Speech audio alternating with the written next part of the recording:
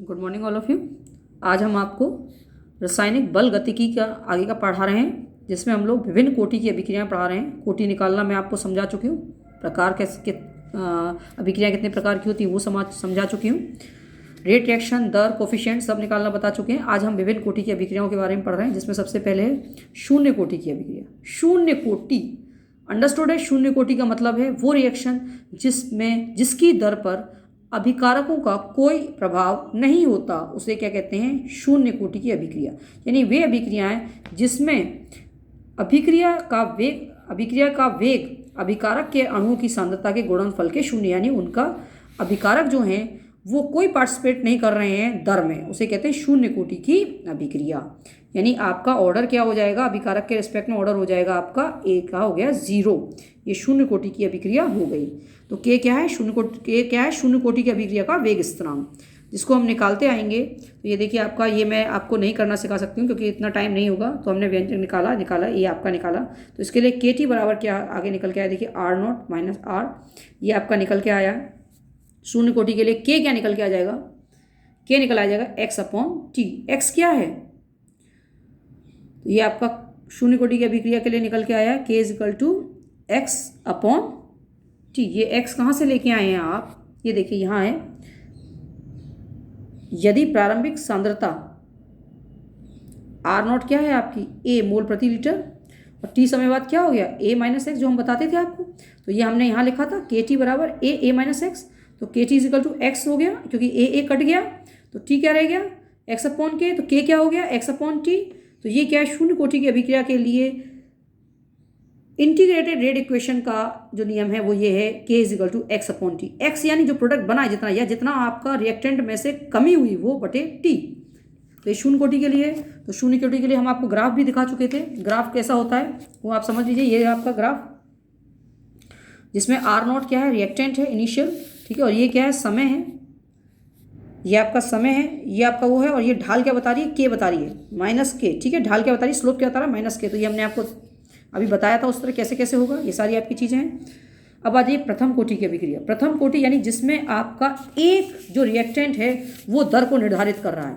जो एक रिएक्टेंट है वो दर को निर्धारित कर रहा है, वो होती है प्रथम कोटि की अभिक्रिया। तो इसका आपका क्या हो जाएगा? ये आपका हो जाएगा dx/dt = ठीक है, dx/dt ये जो निकाला a - x पे है। यानी अगर हम रेट ऑफ रिएक्शन लेके चलें, ये देखिए आपको कर रहे हैं, ये आपका इस तरह से आ रहा है।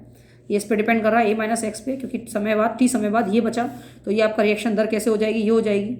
तो ये आपका dx/dt क्या आ रहा है? k a - x आ रहा है, ठीक है। ये आपने इसको निकाला, इसको आपको इंटीग्रेट करते जाएंगे। ये इंटीग्रेशन कर रहे हैं आप इसको। इंटीग्रेशन आप मैथ्स में देख लीजिएगा या फिर बाद में कभी समझा देंगे हम। तो ये आपको जब इंटीग्रेट करा तो इसके लिए जो निकल के आएगा, ये आपका जो निकल के आया t निकल के आया। t क्या निकल के आया? 2.303 k log a/a - x। आपका 0 ऑर्डर में क्या निकला था? k निकला था x/t। यहाँ हम k को ऊपर अगर ले जाते हैं तो ये आपका k भी निकल के आ जाएगा। अभी k भी दिखा देते हैं कि k कैसे निकल के आया। तो देखिए ये k आ जाएगा। ये देखिए वहाँ x/t था 0 ऑर्डर के लिए, ध्यान से समझिएगा। वहाँ x/t था, यहाँ k क्या है? 2.303 t क्या है? समय जो लगा, या और log n0 यानी इनिशियल अपॉन n, या t समय बाद जो बचा। अगर इसको हम t हाफ में भी करेंगे तो t हाफ में भी निकल के आ सकता है। अगर हम k करेंगे तो यहाँ आपका t हाफ के लिए भी निकाल सकते हैं। उसका तरीका भी अभी आपको आ जाएगा निकल के, देखिए बता देंगे। तो ये आपका इस तरह से निकाला हमने। ये आपका रिएक्शन दर इस तरह से निकाल रहे हैं। ये आपका तरीका है निकालने का। ये आपका तरीका हम लोगों ने निकाला, जिसमें आपका इस तरह से निकल के आता है। ये आपको मैथमेटिकली समझा दिया जाएगा, अभी इसमें टाइम लगेगा काफ़ी। तो देखिए मैं आपको प्रथम कोटि की अभिक्रिया के लिए लक्षण बताती हूँ। प्रथम कोटि की अभिक्रिया के लक्षण क्या क्या होते हैं? तो इन अभिक्रियाओं के लिए वेग नियम क्या हो गया वो हम आपको बता ही चुके हैं कि वेग नियम जो, अगर R मान लीजिए, k जो भी ले लीजिए, तो ये आपका निकाला था अभी हम लोगों ने। तो k निकाला था, k = क्या था? 2.303/t log n0/n था। तो यही है आपका कि इन अभिक्रियाओं का वेग नियम जो होता है ये आपका इस तरह से है, दे रखा है। ये आपका इसको जो मैथमेटिकल प्रेजेंटेशन करेंगे, यानी y मान लीजिए इसको, तो ये mx + c के रूप में हम कैसे ले सकते हैं, ये सारी चीज़ें हैं। तो आपका आ जाते हैं k क्या है? 2.303। अगर हम दो अलग अलग समय दे रखा है, देखिएगा, यदि अभिक्रिया का प्रारंभिक सांद्रण ना हो तथा t1 समय पर अभिकारक का सांद्रण a - x1 है और t2 समय पर a - x2 है, तो कैसे निकालेंगे किसी का हम k?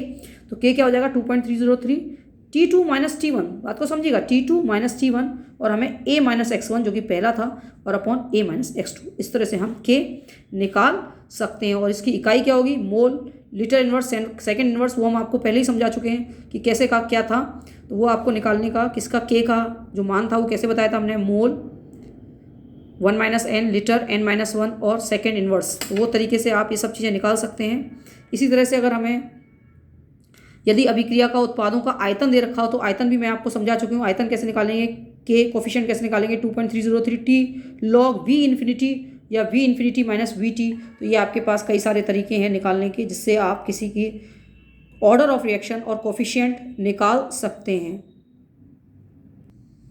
अब हम आपको छद्म प्रथम कोटि अभिक्रिया, छद्म मतलब स्यूडो, यानी हमें लग रही है प्रथम कोटि की अभिक्रिया पर वो प्रथम कोटि की अभिक्रिया नहीं है, या द्वितीय कोटि की अभिक्रिया लग रही है और द्वितीय कोटि की अभिक्रिया ना होकर प्रथम कोटि की अभिक्रिया है। तो यानी वह अभिक्रिया जो वास्तव में प्रथम कोटि की नहीं होती, परंतु परिस्थिति या परिवर्तनवश जो भी प्रथम कोटि की अभिक्रिया लगती है वो आपकी होती है pseudo first order, pseudo zero order. ऐसे स्यूडो का मतलब है जो हमें दिख नहीं रहा है पर है। तो उसमें छद्म प्रथम कोटि की अभिक्रिया में हम देख लीजिए, कुछ उदाहरण पढ़ लेते हैं आपको। ये शर्करा का प्रतिलोमन यानी इन्वर्जन ऑफ केन। तो इसमें देखिए हमने क्या करा, केन शुगर का जो हमने किया, ये आपका जल, तो जल बहुत अधिक मात्रा में होता है तो इसको हम जीरो फर्स्ट ऑर्डर ले लेते हैं। दिखने को सेकंड ऑर्डर दिख रही है पर ये सेकंड ऑर्डर ना होके क्या है, फर्स्ट ऑर्डर है, क्योंकि ये आपका इसका जो वो है ऑर्डर ये काम नहीं करता, तो ये जीरो रह जाता है, इसका सांद्रता ये जीरो मान लेते हैं, इसके ऑर्डर ये ऑर्डर में नहीं आता, ये आता है, तो ये प्रथम कोटि की अभिक्रिया आती है। उसी तरह से एथाइल एसीटेट का है आपका, ठीक है, हाइड्रोलिसिस ऑफ इथाइल एसीटेट। तो ये आपने जब किया तो ये भी प्रथम कोटि की अभिक्रिया होती है, क्योंकि ये बहुत अधिकाय में है, तो इसका जो आपकी मात्रा है वो दर को प्रभावित नहीं कर रही है।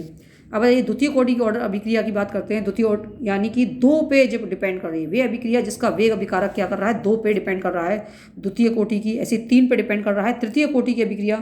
तो द्वितीय कोटि की अभिक्रिया का के क्या हो गया, देखिए के का मान होगा 1/T2 - T1, 1/A - X2 minus 1/A - X1। ये हम आपको A - X2 और X1 पहले ही अभी समझा चुके हैं। ऐसी तृतीय कोटि के लिए हो जाएगा K = 1/2T, 1/A - X का होल स्क्वायर माइनस 1/A2। ये इस तरह से आपका तृतीय कोटि के लिए निकल जाएगा। तो ये आपके तरीके हैं निकालने के। अभी के लिए इतना ही, आगे पढ़ाते हैं। इसमें हम देखिए, हम आपको कुछ उदाहरण भी करा देते हैं। विभिन्न कोटि की अभिक्रियाओं के कुछ उदाहरण देख लीजिए, समझ लीजिए, तो आपके लिए ईजी हो जाएगा। देखिए, जैसे ये है सोने के पृष्ठ पर नाइट्रस ऑक्साइड का तापीय अपघटन। तो ये इस पर मतलब गोल्ड के सरफेस पे हमने नाइट्रस ऑक्साइड लिया है, तो इसका क्या हो रहा है, ये आपका डिसोसिएट हो रहा है N2+ ऑक्सीजन में। तो इसका दर जो है जीरो ऑर्डर का, क्योंकि आपका इस सरफेस पे इस पर डिपेंड कर रहा है, ना कि इसके उस पर। तो ये जीरो ऑर्डर का हो गया। ऐसे ही आपका सूर्य के प्रकाश में H2+ Cl2, कहने को मैं सेकंड ऑर्डर दिख रहा है पर ये जीरो ऑर्डर है, क्योंकि ये यूवी लाइट पे डिपेंड कर रहा है। दर जो है यूवी लाइट पे डिपेंड कर रही है। ऐसी प्रथम कोटि की अभिक्रिया देखिए, अमोनियम नाइट्रेट है, अमोनियम नाइट्राइड, ये N2+ H2 में टूट रहा है, ये प्रथम कोटि की है। ऐसे ही आपका नाइट्रोजन पेंटाऑक्साइड, ये जो टूट रहा है ये प्रथम कोटि की है। द्वितीय कोटि की अभिक्रिया देखिए, ये H2HI, H2+ I2, ये आपका सेकेंड ऑर्डर है। ऐसे ही आपका जो हमने इथाइल एसीटेट को जल की उपस्थिति में किया था तब वो प्रथम ऑर्डर था, पर अगर हम वही सोडियम हाइड्रोक्साइड की उपस्थिति में कर रहे हैं तो इसको एक्सेस में नहीं माना जाता है, ये सेकेंड ऑर्डर का है। ध्यान से समझिएगा, इथाइल एसीटेट का जब हमने हाइड्रोलिसिस किया था जल की उपस्थिति में तो वो क्या था, प्रथम ऑर्डर, क्योंकि उसमें जल अधिक मात्रा में था। पर ये क्या है, सेकेंड ऑर्डर, सोडियम हाइड्रोक्साइड की उपस्थिति में जब आपका सोडियम एसिटेट और इथाइल एल्कोहल बनेगा। तो ये मैं आपके साथ कुछ उदाहरण शेयर कर लिया है। आज की वीडियो के लिए इतना ही।